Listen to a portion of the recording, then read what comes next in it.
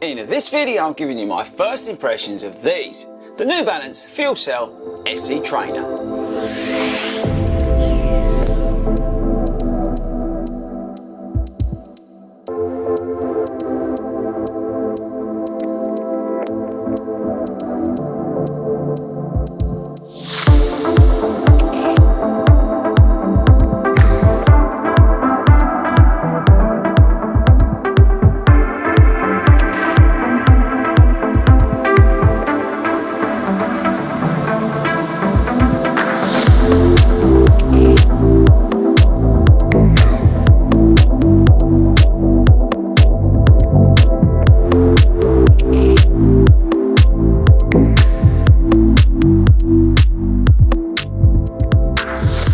What is up everybody, and welcome back to the channel. How are we doing, people? And what do you think of this? It is an absolute monster, 47mm of stack in the heel. Yeah, it's a big old boy. Now there's a couple of things you need to know about this shoe, which is why I wanted to do this first run video. I was actually going to leave this and run in it for a week or a bit and then come back to you, but there was some things or some feedback today from the run which I wanted to share with you, because if you're thinking about this shoe, you need to know it. Okay, but before we get into that, let's talk about the shoe in general first, stats, features, that kind of stuff. So if you weren't aware, New Balance this year have got rid of the sort of TC shoes and things like that, and they're moving away from the RC Elite. They're replacing with this SC line. We've got the SC Pacer, Super Comp Pacer, I think it's called the 5K shoe, which is a bit of a pointless shoe. Never bothered to review that on the channel because just can't see the point of it. Then we're going to have, or we've got this, which replaces the TC. And it looks nothing like the TC. And then we've got the, I think it's called the SC Elite. I might be wrong. I probably am.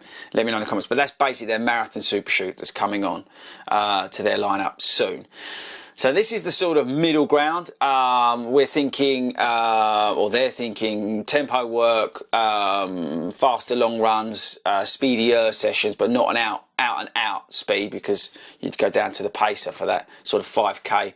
Really fast work, but this sort of sits in the middle between this and this, which will come into is the marathon shoe. So it's like a training companion for that TC, right? So where do we start?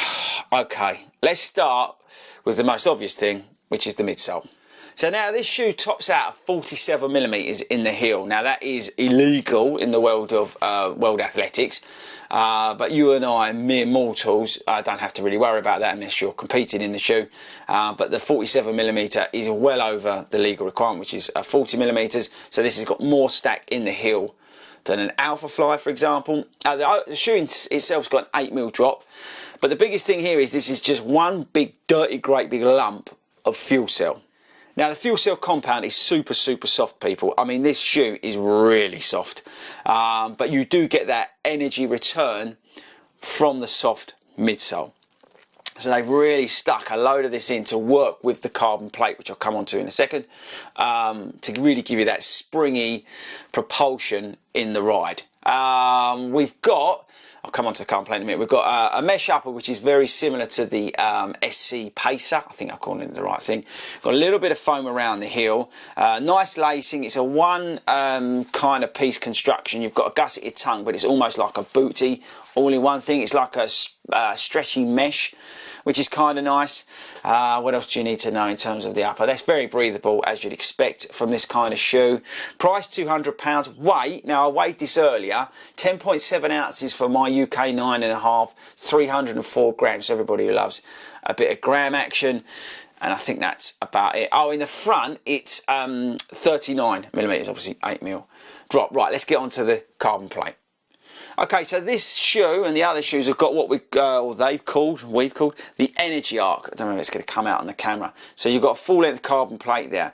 Now the energy arc is a slightly different carbon plate system to normal. Now I don't know if I'm 100% right here, but as I've researched this shoe before I purchased it, I've kind of looked at a few different articles and they've all kind of said the same thing. So what I understand is that the carbon plate starts a little bit lower. So normally, let's say, bad, but a neutral carbon plate pretty much goes through the shoe, dips down along the front, so you get that real nice spring and toe off. With the energy arc, it starts a little bit lower, comes up, then goes down. So it's really acting as more of a spring in both ends. Does that make any sense? So it's not just like a flat plate, it's moved down slightly lower, so you're getting up and then down. So it's literally creating a spring with the fuel cell midsole. There's no posting on the inside, by the way, just because if you see that, that is not a post, that is still soft fuel cell material. Now on the outside where the energy arc plate is, you might wonder what that is. That's there to protect the plate because it does come down low. If you see here, look, oh, it's not going to come out, but my finger's there, right, depth, then my finger's there, oh, there, so there, see that?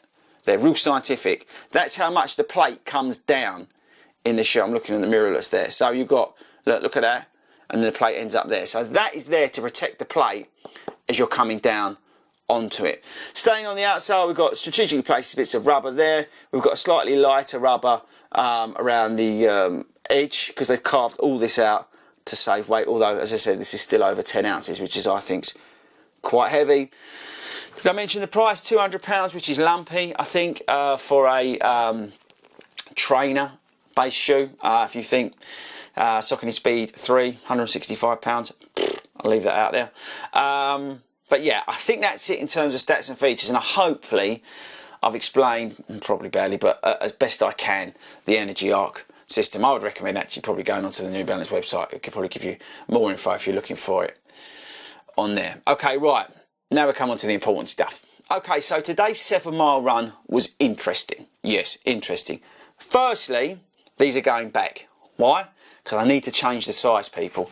They do not fit true to size. This is a UK 9.5. You guys know, hopefully by now on the channel, I'm a UK 9.5 in pretty much everything. And in the New Balance 1080 version 12, I am a UK 9.5. But these are too snug for me. Way too snug. My foot is jammed in the front, and there's just not enough give for me to get away with it. So this pair itself is going back because I need to switch it out for a UK 10. So hopefully New Balance don't get the ump about the wear and tear on them, and they switch it out for a UK 10 for me because I really need a UK 10. The other thing that I really wanted to share with you was it's been, what, 2 hours since I've done my run, and I've got a real bad pain on the inside left of my leg. I don't know if you know much about it, but your pronation muscles go down the side of your thing and they go like under your foot, and I've got pain on the inside of my left leg. Now most of my pronation issues come on my left leg, so I don't know whether that's where I'm picking miles back up in my training and these have like sort of aggravated it. I don't know whether it's just literally the shoe is too soft, but I've noticed it a couple of hours later after the run that yeah, it's noticeable. The discomfort in my left leg is noticeable. That said, that's not going to put me off on the shoe because I want to put some more miles through it. We'll get it up to 50 miles, etc, etc. Come back, do a performance review and let you know how we're getting on with it. But I just would say to you, straight out of the box, firstly, watch your sizing. And secondly, if you do suffer a little bit or quite a bit with your pronation, maybe think twice. Because if it's already showing up on my legs, but again, I might be because I'm marathon training, so that's why we're going to continue with the shoe. But it's definitely worth noting. Now in terms of the ride itself, it was actually quite fun. I really enjoyed it. You didn't really notice the high stack when I was going along. It was quite nice actually. Yeah, you notice how soft the shoe feels. It definitely felt better at sort of goal pace, or just slightly less than goal pace, about 9-minute miles for me. Was where it felt good, and then going down into that sort of 8-minute miles, anywhere between there, it felt good. Had a nice roll through it. You could kind of feel a little bit of the propulsion of the shoe. Felt good on my toes as well when I picked it up a little bit on my toes as well. Felt good. It was very sloppy at those lower speeds when we started out. That sort of 10-minute mile. It was very sloppy and very noticeable how soft the shoe was in the heel, because it's probably more back heel in the heel. But when I picked it up a little bit and got into my stride, got into my rhythm, didn't have any problems, obviously feeling it now, but I didn't have any problems at the time in terms of feel like I was wobbling all over the place, because I think when you've got 47 mil of stack, you're a bit conscious of it. But I wasn't having any problems out on the run with the sort of moving around, and it just felt springy, it felt fun, and there was some great feedback from the shoe. over that 7 mile distance. So that was a good thing with the shoe. And I don't know, it was just a lot of fun. The fuel cell midsole is great, it really is. But is it almost too much in here? I don't know. This is the thing. Is it almost too soft? Because I stayed away from the RC Elite, you know, the latest version, because I was wobbling around too much, and I'm kind of contradicting myself by giving myself 47mm a stack here. But because of the way the plate was, I was hoping that we might go sort of stabilise some of it out. So it'll be interesting to see how we get on over the next few weeks with the shoe. Yeah, it's a funny one, this one. But the real reason for the video actually is to give you a few warnings, and that's what I wanted to really get across with this. Because like I said, I would have preferred to have done at least a week's work in the shoe, and I'm at about 40 miles a week at the moment, and then judged it. But because of the sort of one or two elements that threw straight out of me, I wanted to give you that heads up before you start thinking about it, because you may see other reviews start coming out and get tempted. So just from my side, I just wanted to give you those points that, one, check your sizing. Say I'm a UK 9.5 and I'm going to go up to a 10. Two, I've got that, I would say, discomfort just sitting here. I can feel it, and I can also, even under my foot, where it goes under my foot, I can feel it. So just be aware of that. And three, it is quite sloppy at slow speed, but you know, you'd expect that because of the 47mm stack height.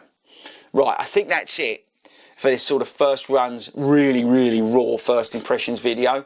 I hope that helps, and I hope that sort of makes you think twice about just diving in, because it's £200, which is a lot of money for this shoe. So I just wanted to give you that feedback. Right.